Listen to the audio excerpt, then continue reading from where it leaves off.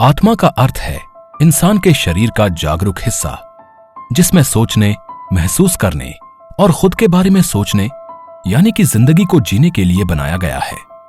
लेकिन आज भी वही पुराना सवाल कि अगर आत्मा है तो मृत्यु के बाद वो कहां चली जाती है और उसके साथ क्या होता है।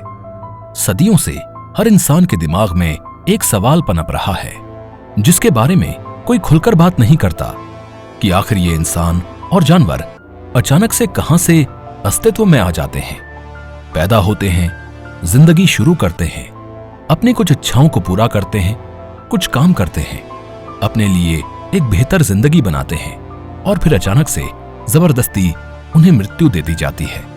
जो उन्होंने सोचा होता है, जो इच्छाएं बच गई होती हैं, उन्हें अधूरा छोड़कर वो मृत्यु को प्राप्त हो जाते हैं। ऐसा क्यों होता है? कुछ लोग तो पैदा होते ही कुछ वक्त बाद मर जाते हैं। तो क्या ये आत्माएं इस धरती पर ऐसे ही आती हैं या इनके आने का कोई मतलब, कोई मकसद होता है? इसके जवाब में वैज्ञानिकों का कहना है कि इंसान या किसी जानवर के पैदा होने का कोई मकसद नहीं होता और न ही कोई आत्मा होती है।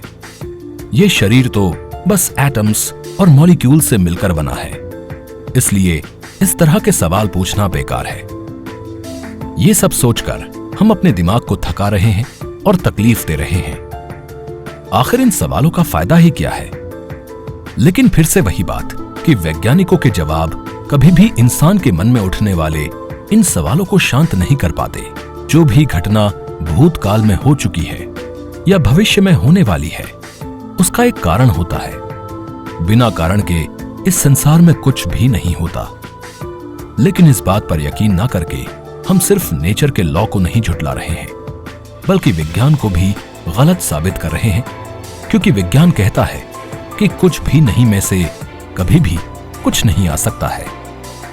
उदाहरण से समझा जाए तो पेड़ अपने आप नहीं उग सकता है, इसके लिए बीज का होना जरूरी है, और जहां कोई बीज ही नहीं है वहां पेड़ का होना नामुमकिन है।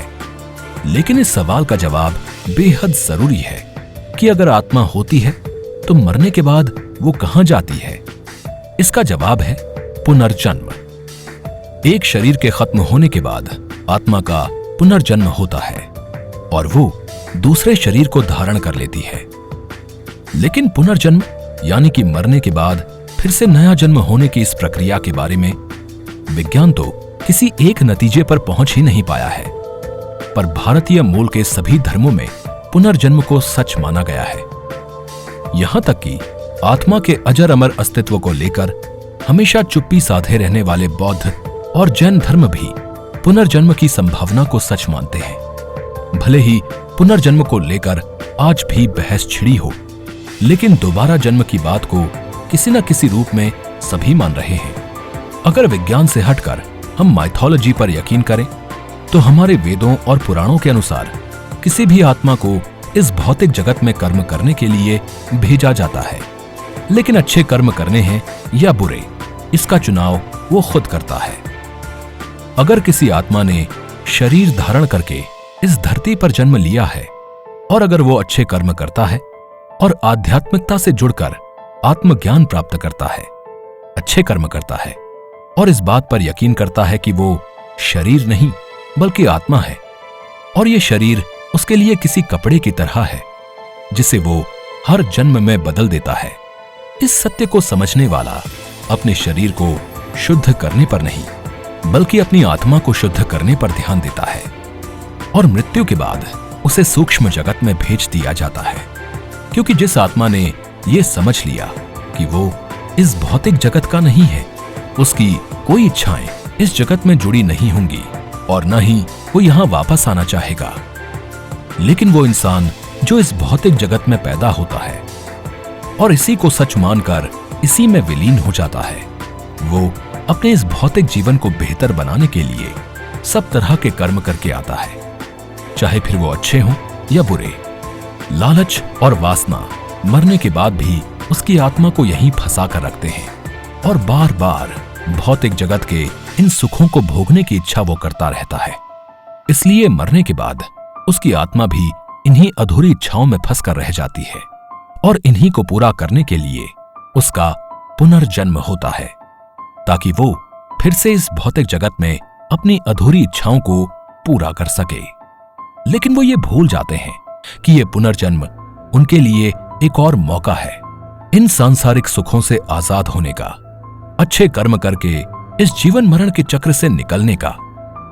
दोस्तों, आप लोग जानते होंगे कि बहुत से धर्मों में मृत शरीर को मम्मी के रूप में संभाल कर रखा जाता था। वो ऐसा इसलिए करते थे क्योंकि उनका मानना था कि आत्मा होती है, वो शरीर से निकलने के बाद भी जीवित रहती है, लेकिन वो शरीर से हमेशा जुड़ी रहती है।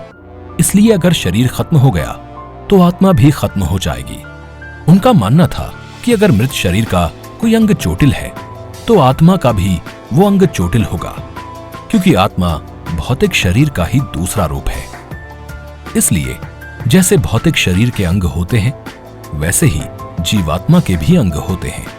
यहां तक कि वो मम्मी यानी कि मृत शरीर के साथ भी वही वस्तुएं रख देते थे जो वो मृत इंसान जिंदा रहने पर इस्तेमाल किया करते थे, ये सोचकर कि आत्मा को भी इसका सुख भोगने को मिलेगा।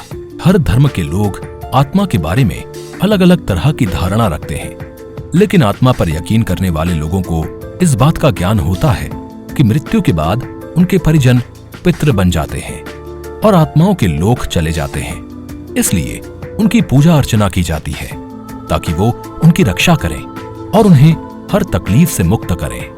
लेकिन क्या आपको लगता है कि सूक्ष्म लोक ही परम मोक्ष है?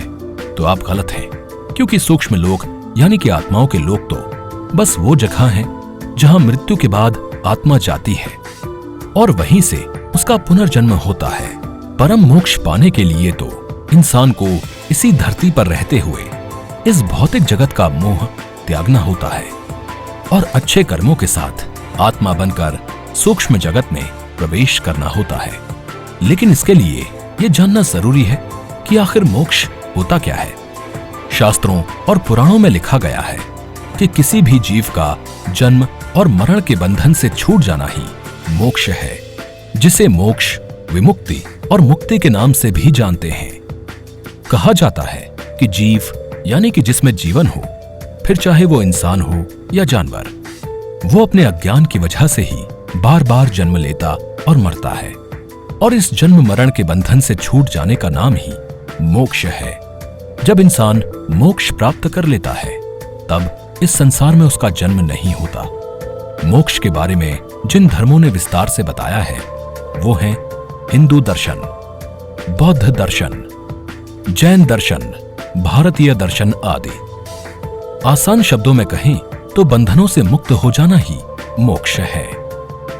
लेकिन फिर सवाल आता है कि वो कौन से बंधन हैं जो हमें मोक्ष प्राप्त करने से रोकते हैं? शास्त्रों के अनुसार काम, क्रोध, लोभ, मोह और अहंकार जीवन के मुख्य बंधन हैं। जो व्यक्ति इन बंधनों से मुक्त हो जाता है, मोक्ष पर उसका अधिकार होता है। दोस्तों, ये सिर्फ बंधन नहीं है, ये वो बेड़ियां हैं जिन्हें इंसान खुद अपने पैरों में डालता है, ये सोचकर कि उसे ये सुख देंगी। लेकिन वो इस बात को नजरअंदाज कर देता है कि ये तो सिर्फ संसार के सुख हैं, जिसे एक दिन खत्म हो जाना है। मनुष्य को इस धरती पर कर्म करने के लिए भेजा जाता है, लेकिन वो तो सारे कर्म सिर्फ अपने फायदे के लिए ही करने लगता है, दूसरों के बारे में तो सोचता ही नहीं है। आज अगर आप किसी से जाकर कहेंगे कि ऐसा करने से वो इस संसार से आजाद हो जाएंगे और उन्हें फिर से इस धरती यानी इस भौतिक संसार में जन्म नहीं लेना पड़ेगा, तो देखना कि वो उसका उलट ही करेंगे, क्योंकि उन्हें इस भौतिक जीवन में ही रहना है। उनके लिए यही सच है। वो अपने बंधनों में इस कदर फंसे हुए हैं कि उन्हें तोड़कर जाना उन्हें गवारा नहीं है। इस संसार से हमेशा के लिए जाने के नाम पर ही वो दुखी हो जाएंगे, क्योंकि उन्हें अपने प्रियजनों के साथ रहने का मोह है और उन्हें लगता है कि वो मर गए और वापस नहीं आए तो वापस ये सब नहीं देख पाएंगे। उनके लिए ये जीवन ही सब कुछ है।